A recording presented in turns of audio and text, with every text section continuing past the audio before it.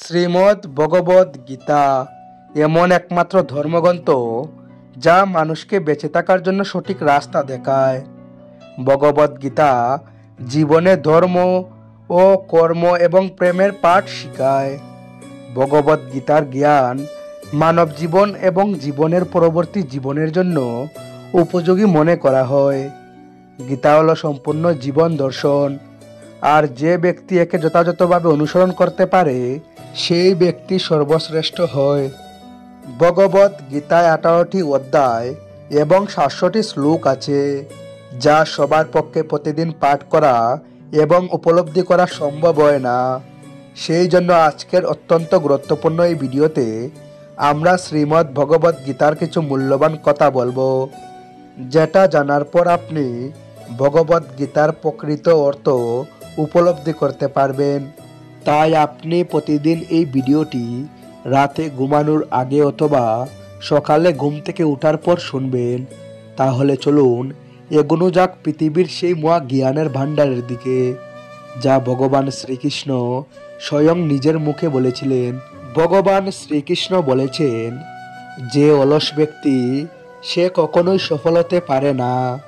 সে তার জীবনে আরাম পছন্দ করে, সে কঠোর পরিশ্রম করতে পছন্দ করে না। কিভাবে সেই ব্যক্তি সফল হতে পারে? আপনি যদি কিছু বড় করে দেখাতে চান, তবে এখন থেকেই অলসতা ত্যাগ করুন। কখনোই কোনো কাজ ভবিষ্যতের জন্য ফেলে রাখা উচিত নয়, কারণ সেই ব্যক্তি সময়ের গুরুত্ব না বুঝেই তা ব্যর্থ কাটিয়ে দেয়। শেষ পর্যন্ত তার আর কিছু করার সময় থাকে না।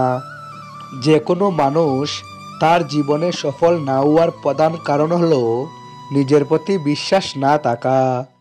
জীবনে সেই ব্যক্তি সফল যার নিজের প্রতি বিশ্বাস আছে। যে ব্যক্তির নিজের প্রতি বিশ্বাস নেই সে কখনোই সফল হতে পারে না।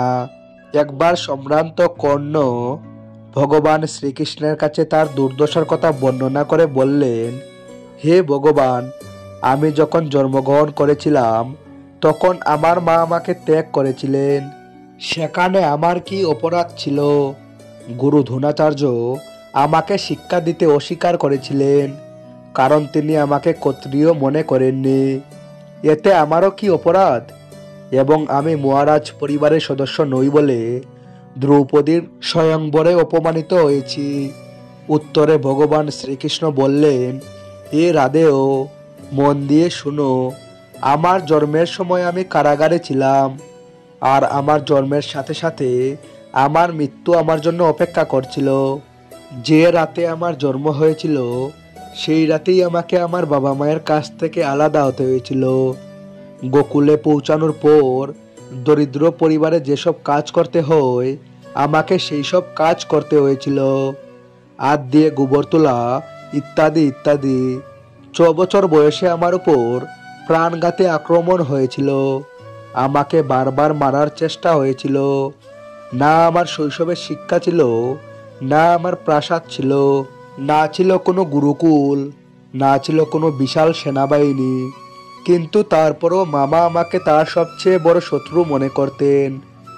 আমার জীবনও অনেক সমস্যার মধ্য দিয়ে গেছে, তাই জীবনে কতবার অপমানিত হতে হয়েছে সেটা গুরুত্বপূর্ণ নয়, কিন্তু এটা গুরুত্বপূর্ণ যে আপনি কিভাবে সেই অপমানের জবাব দিয়েছেন। আপনার জ্ঞান আছে যা আপনি ব্যবহার করতে পারবেন, এবং এই সমস্ত সমস্যার মধ্য দিয়ে কিভাবে এগিয়ে যেতে পারবেন, এটাই সবচেয়ে গুরুত্বপূর্ণ। সব কিছু বই পড়ে শেখা যায় না। কিছু খারাপ মানুষের কাছ থেকেও আমরা অনেক কিছু শিখতে পারি। ভুল তার দ্বারাই হয় যে পরিশ্রম করে কাজ করে।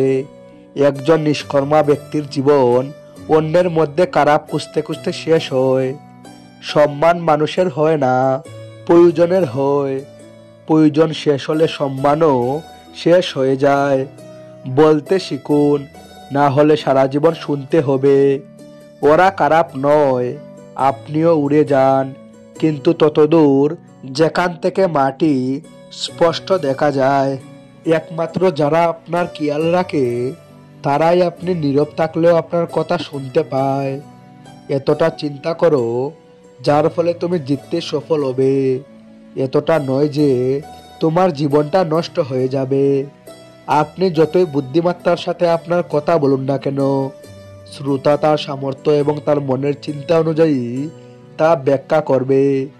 বিশ্বাস করো যে তোমাকে ভুলে গেছে, সেও তোমাকে মনে করবে, শুধু যখন তার প্রয়োজন আসবে তখন।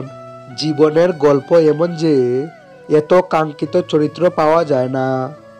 জীবনে নিজের উপর ভরসা করেই চলতে হয়, অন্যদের উপর ভরসা করেই শুধুমাত্র চিতায় নিয়ে যাওয়া হয়। আপনার হাসি আপনার মুখে ঈশ্বরের স্বাক্ষর, এটাকে আপনার চোখের জলে ধুয়ে ও ক্রোধে মুছে ফেলতে দেবেন না। এই পৃথিবীতে কেউ আপনাদের বন্ধু বা শত্রু হয়ে আসে না। আমাদের আচরণ ও কথা মানুষকে বন্ধু বা শত্রু করে। যে ব্যক্তি সারাক্ষণ দুঃখে কাঁদে, তার ভাগ্যের সুখ তার দরজার বাইরে থেকেই ফিরে যায়।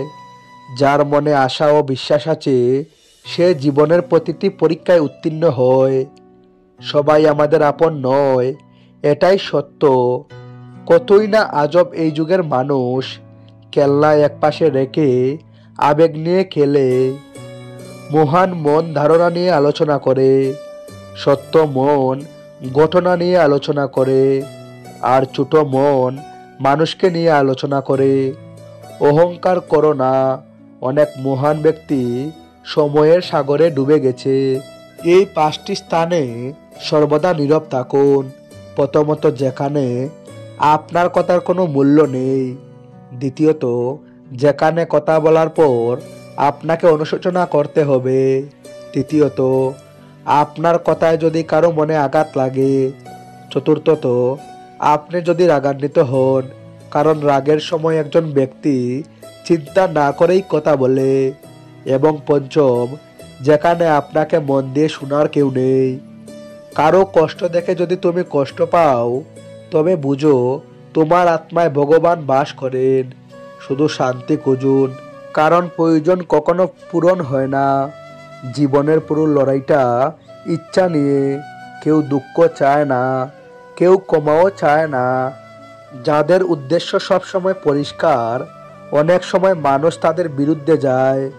যার কাছে আপনি বিরক্তকর মানুষ হয়ে উঠেছেন, তাকে ছেড়ে দিন, কারণ কারোর উপর বোঝা হওয়ার থেকে তার স্মৃতি হয়ে থাকা ভালো।